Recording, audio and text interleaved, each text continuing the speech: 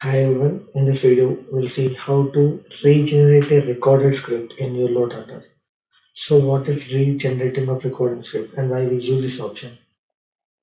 So let's take an example. You have recorded a script of 100 transactions and before doing a save as option and you're enhancing your script with the recording script itself. I mean like you recorded script A and you're enhancing the scripts in recorded script A only.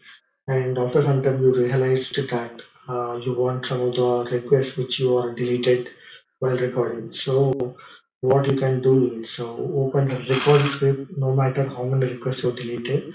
So open the record script. I have recorded a JPEG store script. So let's open the JPEG store script which I recorded here. So I'm clicking open. So now it was a recorded script which have multiple calls. Now I will delete this part.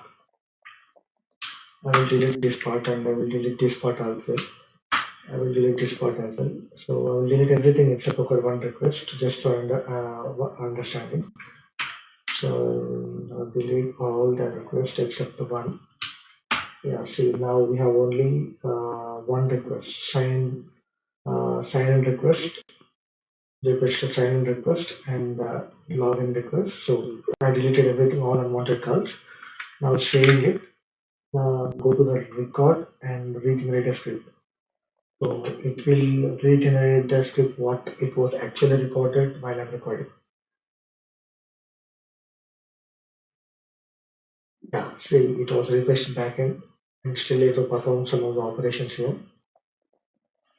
See, I have deleted everything, but still we got the original script back while what we recorded.